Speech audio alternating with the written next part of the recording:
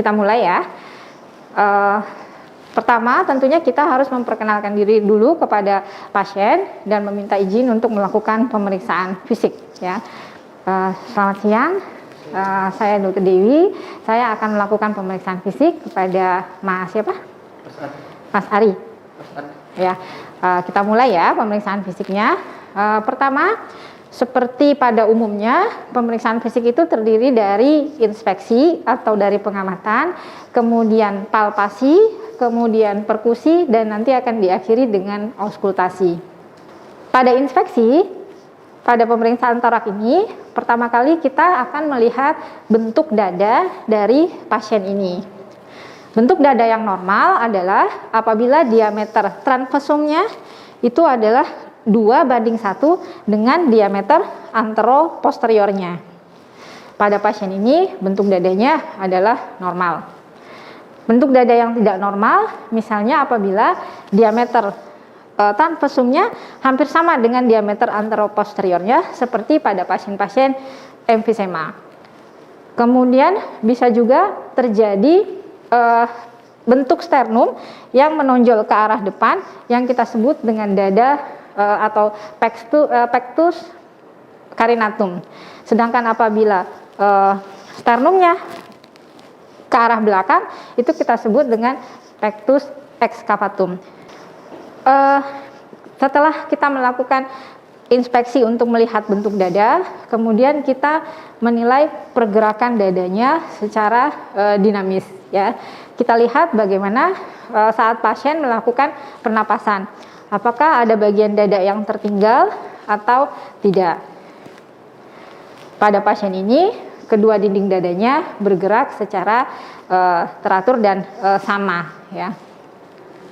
Kemudian kita lihat apakah ada otot-otot bantu nafas yang ikut ketika pasien ini melakukan pernapasan.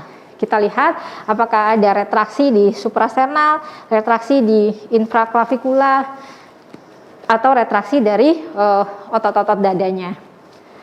Pada pasien ini tidak ditemukan adanya retraksi di suprasternal, infraklavikular maupun di otot-otot dadanya. Kemudian kita mulai dengan pemeriksaan dada posterior dulu. Pemeriksaan dada posterior seperti pada umumnya kita melakukan pemeriksaan inspeksi dulu. Inspeksi kita lihat warna kulitnya, kemudian kita lihat apakah simetris atau tidak, kemudian lihat apakah ada tumor. Kemudian kita lihat juga pada saat pasien melakukan pergerakan nafas, apakah simetris atau tidak. Pada pasien ini inspeksinya kita dapatkan dalam kondisi normal. Setelah inspeksi kita lakukan palpasi. Palpasi, sebelum melakukan palpasi kita harus berusaha membuat suhu tubuh tangan kita sama dengan suhu tubuh pasien dengan cara melakukan menghangatkan tangan kita dengan seperti ini. Kemudian kita melakukan palpasi secara general. Kita lihat apakah pasien ada mengalami nyeri tekan atau ada teraba tumor atau tidak. Setelah melakukan palpasi secara general, kita juga bisa melakukan palpasi untuk menilai proses inspirasi dan ekspirasi dari pasien kita, apakah optimal atau tidak.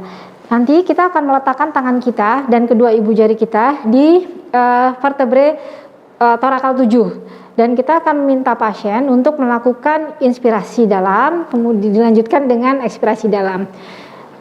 Mas, tarik napas dalam. Kita lihat ya, kedua ibu jari ini menjauh. Kemudian silakan Mas ekspirasi keluarkan napasnya dan ibu jari akan kembali ke tempat semula. Sekali lagi coba tarik napas dalam, kita lihat ya. Kemudian turunkan Mas. Ya. Kemudian selanjutnya kita melakukan fremitus pada pasien ini. Nanti kalau saya bilang 77, tolong bilang 77 ya. Kita meminta pasien untuk mengatakan 77. Ya, 77. 77. 77.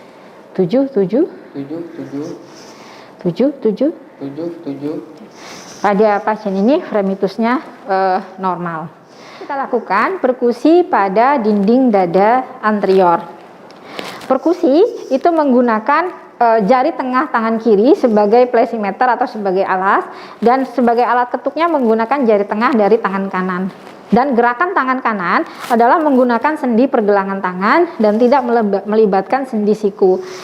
Kita mau mulai perkusi dari dada sebelah kanan.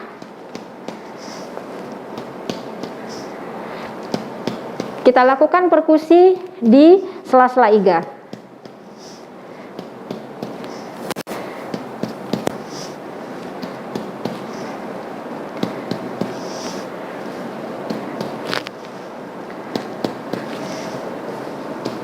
Hasil perkusi pada dada yang normal atau pada paru yang normal adalah sonor. Perkusi bisa menghasilkan hasil hipersonor apabila komponen udara lebih banyak dibandingkan komponen badat, seperti pada pasien-pasien dengan emfisema. Perkusi bisa menghasilkan suara yang redup apabila komponen udaranya lebih sedikit dibandingkan komponen padatnya, seperti pada infiltrat pada pasien pneumonia. Perkusi juga bisa menghasilkan suara pekak apabila tidak ada komponen udara, jadi hanya ada komponen padat seperti pada efusi pleura.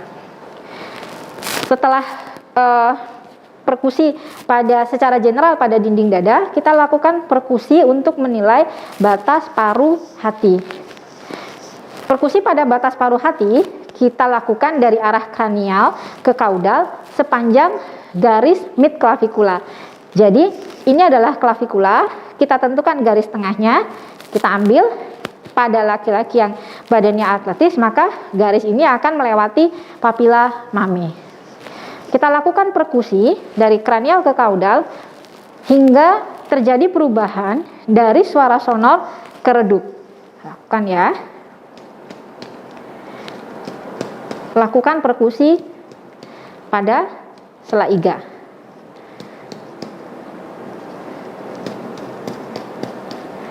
Nah, ini sudah terjadi perubahan dari sonor ke redup.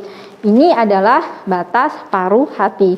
Biasanya kita temukan perubahan ini pada sela iga 6. Setelah selesai menentukan batas paru hati, kita menentukan batas paru lambung. Batas paru lambung kita lakukan perkusi dari garis aksila anterior. Sebelumnya saya akan beritahukan dulu tentang garis aksila ya. Maaf ya.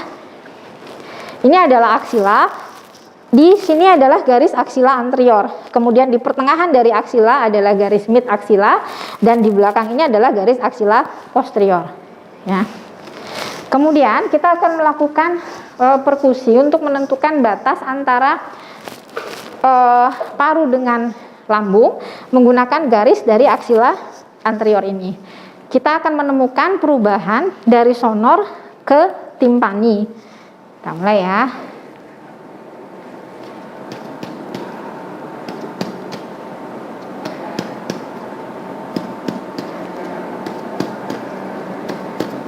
Nah, ini kita dapatkan perubahan dari sonor ke timpani. Umumnya kita dapatkan ini pada sela iga ke-8. Untuk menentukan batas paru jantung, nanti lebih jelasnya akan diberikan pada pemeriksaan fisik kardiovaskular. Setelah kita menentukan batas paru hati dan batas paru lambung, kemudian kita akan melakukan auskultasi. Kemudian kita akan melakukan auskultasi di dinding dada posterior. Auskultasi dengan menggunakan stetoskop itu kita gunakan bagian membran ya. Kita mulai dari supraskapula,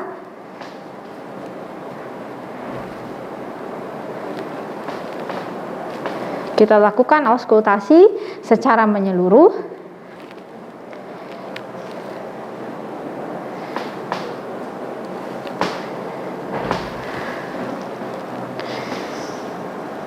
Ya, selesai. Kemudian kita beralih ke dinding dada anterior. Auskultasi akan dilakukan dengan menggunakan sisi membran dari stetoskop ini. Kita mulai.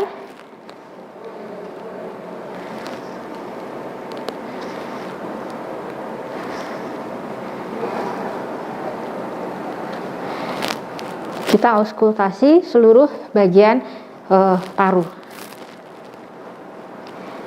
Normal auskultasi itu adalah vesikuler pada seluruh lapang paru. Kita bisa menemukan suara nafas bronkofesikuler apabila kita melakukan stetoskop di area bronkus, yaitu di sepanjang garis sternal di sela iga 1 dan selaiga 2, kanan dan kiri. Kita juga bisa menemukan suara trakea apabila kita melakukan auskultasi di trakea di sini, di suprastenal. Beberapa suara napas tambahan yang mungkin bisa kita temukan, misalnya adalah rongki. Rongki bisa rongki basah maupun rongki kasar.